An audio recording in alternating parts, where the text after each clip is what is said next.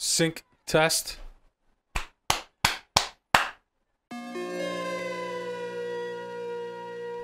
How you guys doing out there in internet land? Welcome to a review, a very off-the-cuff review of Ghost in the Shell, the movie, live action, released March 31st. Let me just say this. The theater I saw it in real 3D, real D, whatever way they call it, and their system was not aligned. Like, nothing was helping. You know, I was sitting directly in the middle and seeing double still, but it still didn't take too much away from the movie because I'm just there to follow the plot. So here we go. Also, there's going to be spoilers, so if you don't care if you have, or if you've already seen it, then you're good. More or less, it follows the Ghost in the Shell original animated film. It takes elements from the Ghost in the Shell Innocence film with the geishas, which are featured prominently in it. They look nice. And they replace, what's this guy's name? The Puppet Master with Kuze from the final season of Ghost in the Shell Standalone Complex Season 2. Now, overall, the movie is good. You know, it's alright. Things I like about it: the world building, the look, just the world in general looks great. The weapons are great. Major is great, but Bateau looks great. I don't know what else to say. They even made some, I forget the dude who Major and Bateau always gets the missions from. I forget his name. But they even somehow made him badass, which I like. I like that he doesn't speak English at all. He just speaks Japanese, which makes him even more boss. It's also weird that the one dude that was with them in the anime or the movie, he seemed like an American detective. He's the one guy who's all human, that he's Japanese in this. So it's a weird flip, but it's fine because as soon as I saw him, I was like, oh, he's that guy. So that wasn't bad. In terms of the story wise and of how this all ended up coming out, it's okay. I don't think they needed to use Kuze now, because one of two things.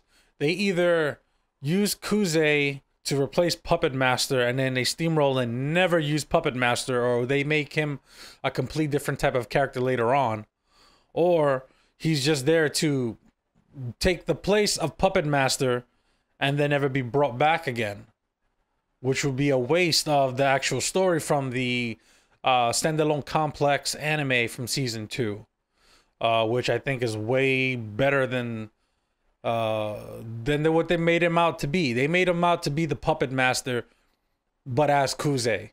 So it's kind of whatever. Maybe they didn't want to have issues with the whole trans of like the Puppet Master was like a AI dude in a female body that looked like the Major.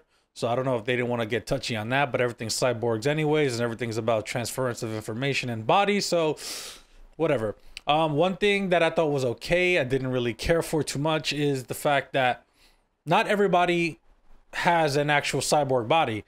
Okay, in the anime, in any of the animes, most people have a cyborg body or implementations. In this, they put it as if Major was the very first to have a full mechanized body with just a human brain. I guess they could have went with that. They could move on further and, you know, do other plot lines. A weird choice, but it's okay because it served the story all right. They wanted to flesh out a lot of her story, which was good in terms of the... Okay, let me explain this. A lot of people were mad about the whitewashing. Okay, the whitewashing is not too bad in general because they kind of explain it. Her name is Mira Killjoy, I don't know, Killman, some shit like that. Killian, like Mira Killian or some shit. And they bring up a plot line that's kind of like what the director had said. Like it's basically touches a little bit on one of the episodes in the second season of Ghost in the Shell Standalone Complex, where she's kind of digging into her past a little bit. And in this, she goes to visit what she guess, you know, she doesn't know it's her mother, but the mom explains that one of her daughters disappeared one day or died or something, and she called her Makoto, whatever the fuck. I forget.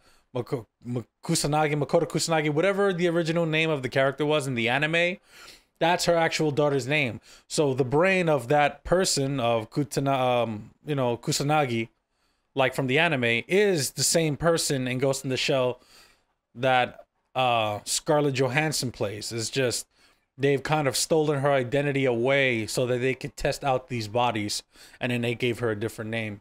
So she's still the same major technically, which I appreciate a lot. It really shuts down any argument of the fact that, oh, it's whitewashed. No, it's part of the story. It makes sense. Yeah, and I guess, you know, my only real gripes with the movie is the fact that they kind of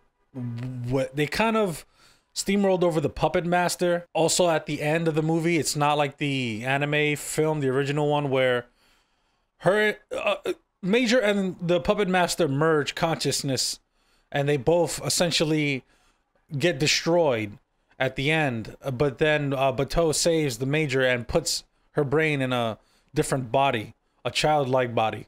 Obviously, they did not do that. But it's weird because they do kind of talk as if they are merging somehow, maybe just in spirituality, because they are a similar type of people. Spoilers, if you're already watching, you're already fucked. Kuze in this is essentially, he's telling her she's not the first brain to be put in a fully cybernetic body. There have been many, they've been failed, they've been basically subjected to this against their will. But whatever. What I would hope to see in the next films, if they tried to, you know, maybe bring up the Laughing Man. I feel like the Laughing Man wasn't too important in terms of like plot. Like, there's not a lot of action I feel like you can bring from it. Also, it's weird that Bateau doesn't already have his eyes, which he got from being in the military with the Major. And this is just a complete fresh start. It's a little odd, but you know, that's what the anime is there for. This is a adaptation of all of that content, not a recreation beat by beat. But I do hope they do, let's say if they do 2 movies, do let the second one be the Laughing Man and Puppeteer somehow mixed together to make that a little bit more actiony, because those, in general, those characters were not conducive to a lot of action. A lot of the action in the anime came from the everyday job that the characters had to do. And the third movie, it would be nice to have Kuze come back, right? Have him remember a little bit of his past, have it being the fact that like in the anime, like he was part of soldier, have it that they erased that part of him, and then that he wanted to create another free world and do just like in the anime where he just wants to create another free society, free of the people who end up doing these type of things to him and the soldiers he used to be with, you know, and care for, and the people he used to defend, because a lot of people were killed unrighteously. And then they can go into that finale where, you know, you have him building his own, he's got his own like outer haven, like he's trying to make his own state, an independent place, and have independence there with his own type of people that believe in him, that basically draw all this information from him to be able to make a utopia for themselves, and, you know, get the nuclear weapons, all of that stuff. And then also have that awesome battle between Bateau and the Major's crew versus another crew coming in to come and get back the nuclear weapons and all of this and whatnot. And it would be fantastic. And overall, if I'm gonna score the movie, there's no real score I could give it except for I'd give it a, that's cool. I like that. The anime wasn't exactly it didn't exactly feel like it continued off of the movies, the Ghost in the Shell original and then the Ghost in the Shell Innocence. It doesn't feel like it continues after that. It feels like it's a reinterpreted version of that, because the storylines from those don't exactly carry into that. So I'm okay with it. I'm okay with another reinterpretation, because this is the first time we're getting live action. They're gonna want to pick and choose through a lot of different things, and yeah, I just think it's cool. It's not a bad movie. Check it out. It's visually amazing. They do have the spider tank. She rips her fucking arms off. It looks good, and you know, watch it and decide for yourself. Don't let the people on the internet, I mean, not even including me, try to sway you into having you decide whether you like it or not. See it for yourself, have your own opinion, put up your own video, and, you know, Thanks for watching, guys. Don't forget, if you can, like or subscribe. It's free. Comment if you didn't like this. Comment if you agree. All right, guys.